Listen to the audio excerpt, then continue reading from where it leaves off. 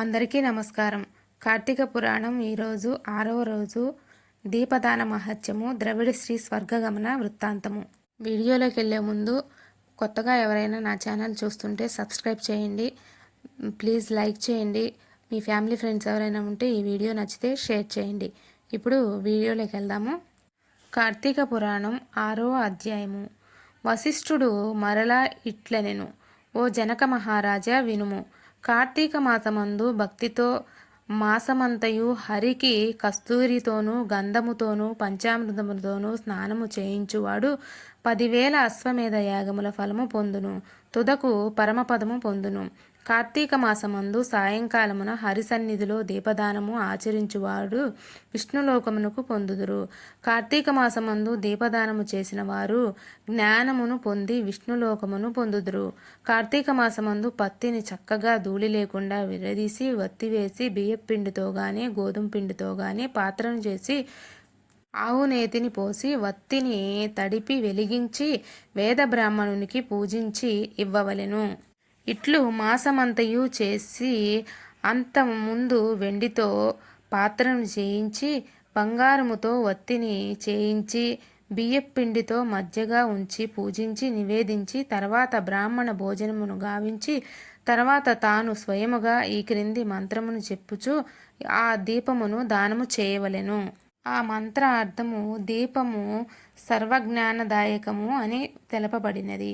సమస్త సంపద్ప్రదాయకము కనుక నేనిప్పుడు దీపమును దానము చేయుచున్నాను. దీనివల్ల నాకు నిరంతరము శాంతి కలుగును.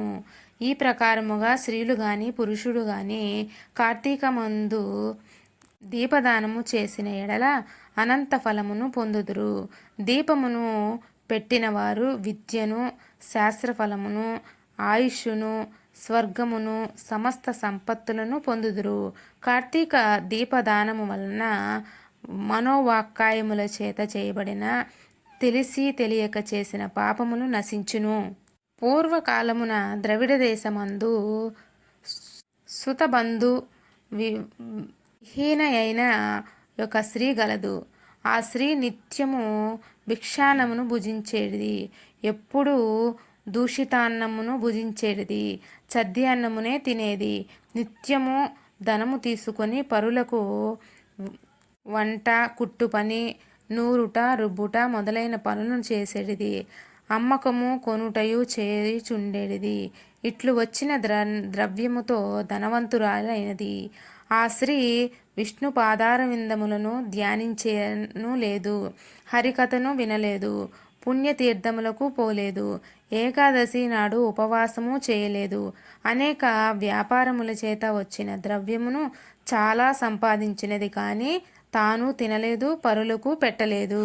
ఇట్లు అజ్ఞానముతో ముయ్యునన్న ఆమె ఇంటికి దైవయోగము వలన ఒక శ్రీరంగమునకు పోవు ఒక బ్రాహ్మణుడు వచ్చి దాని స్థితిని చూచి, అయ్యో, ఈ చిన్నది అన్యాయముగా నరకమునకు పోవుట వేలా అని ఆలోచించి ఆమెతో ఇట్లనెను, ఛీ మూఢురాల, ఇప్పుడు నా మాటను వినుము. ఇవి చక్కగా ఆలోచించి ఈ దేహమును సుఖ సంతోషములతో సుఖ దుఃఖములతో కూడినది. చర్మము, మాంసము, ఎముకలు వీటితో కూడినది. దుఃఖములకు నిలయము భూమి, ఆకాశము, వాయువు, అగ్ని, జలము అను పంచభూతముల వలన కలిగినది. దేహము నశించగా పంచభూతములు చూరు లందుపడిన వర్షబిందువు వలె పడి తొలగిపోవును. ఈ దేహము నీటి మీద బుడగ వలె నశించును. కాబట్టి నీవు నిత్యము హరిసేవను చేయవలెను. ఈ నిత్యము గాని దేహమును నిత్యమని నమ్ముతున్నావు. ఇది అగ్నిలో పడిన మిడత వలె నశించును. కాబట్టి మోహమును వీడుము.